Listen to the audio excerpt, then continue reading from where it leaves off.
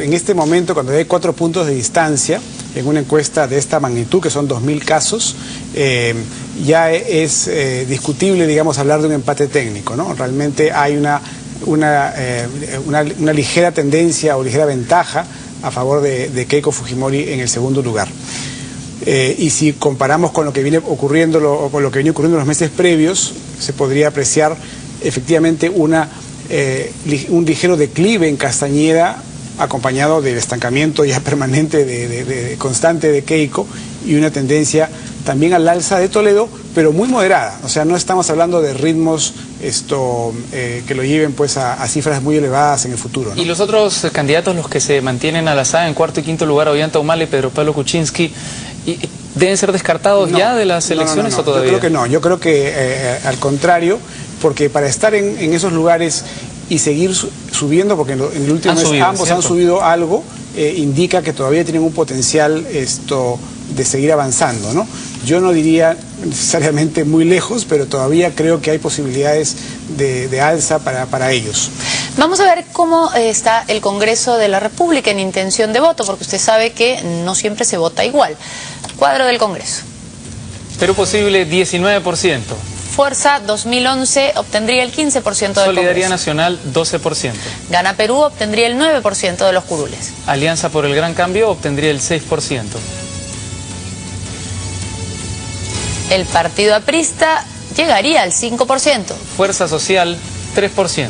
A partir de aquí no pasaría la valla ninguno, viene en Cambio Radical con 1%, Fonavistas del Perú con 1% y Fuerza Nacional con 1%. Bueno, ahí una cosa interesante, Alfredo, antes de mencionar el comentario de Alfredo, otros 1%, Blanco y Viciado 9%, no precisa el 18%. Es que el Partido Aprista conseguiría representación en el Congreso. Sí, y además hay que tener en cuenta que hay un 18% que ante esta pregunta no contesta, porque todavía los nombres de las agrupaciones no se conocen bien, el voto para el Congreso está menos definido que el voto presidencial. Eso hace pensar que efectivamente la valla sería superada tanto por la Alianza para el Gran Cambio como para el Partido Aprista, e incluso lo que puede ser una cierta sorpresa es que Fuerza Social aparece, ¿no? Es decir, en la presidencial no aparece, pero en la lista parlamentaria sí aparece con un 3%, habiendo 18 indecisos, les da una luz de esperanza. Porque también es cierto que son muchos más los candidatos y que la campaña al Congreso va a la saga de la presidencial. Así es, porque se han cerrado más tarde las listas para el Parlamento y recién están apareciendo los candidatos, ¿no? O sea que aquí todavía pueden haber novedades y de hecho esta es una novedad. ¿Qué pasaría en una segunda vuelta?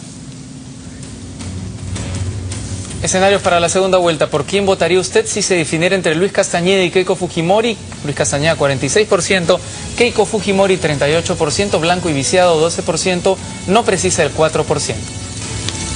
Otro escenario de segunda vuelta. Si la segunda vuelta fuera entre Luis Castañeda y Ollanta Humala, Luis Castañeda ganaría con 56% y Ollanta Humala quedaría en segundo lugar con 25%. Blanco Viciado 14%, no precisa 5%. Escenarios para la segunda vuelta. El tercer escenario, ¿por quién votaría usted si la segunda vuelta fuera entre Keiko Fujimori y Ollanta Humala? Keiko Fujimori 48%, Ollanta Humala 27%, Blanco Viciado 21%, no precisa el 4%. Otro escenario de segunda vuelta. Alejandro Toledo enfrentado a Luis Castañeda y este es el de suspenso. 42% ambos. Empate técnico. Blanco Viciado 13%, no precisa 3%. Empate total en realidad. El siguiente escenario entre Alejandro Toledo y Keiko Fujimori. Alejandro Toledo tendría el 48%, Keiko Fujimori 36%, Blanco Viciado 13%, no precisa el 3%. Otro escenario entre Alejandro Toledo y Ollanta Humala. Alejandro Toledo obtendría el 57%, Ollanta Humala el 22%, Blanco Viciado 18%, no precisa 3%. Y allí está la ficha técnica, que ahora es mucho más importante, es infinita, es un poco larga y bueno, si quiere la puede leer. Vamos a seguir conversando con Alfredo Torres. Esto de las fichas técnicas es todo un tema, pero vamos a conversar de eso después. Los escenarios de segunda vuelta, verdaderamente el único emocionante es Castañeda-Toledo, ¿no? Así es. Está clarísimo que el rival, al único rival al que Toledo si pasa Toledo, como parece todo señalarlo, a la segunda vuelta, el rival que podría hacerle peligrar el triunfo es Castañeda, ¿no? Hay un empate clarísimo en esta encuesta. Y eso ocurre, me parece, porque los fujimoristas en ese caso se inclinarían en masa por Castañeda.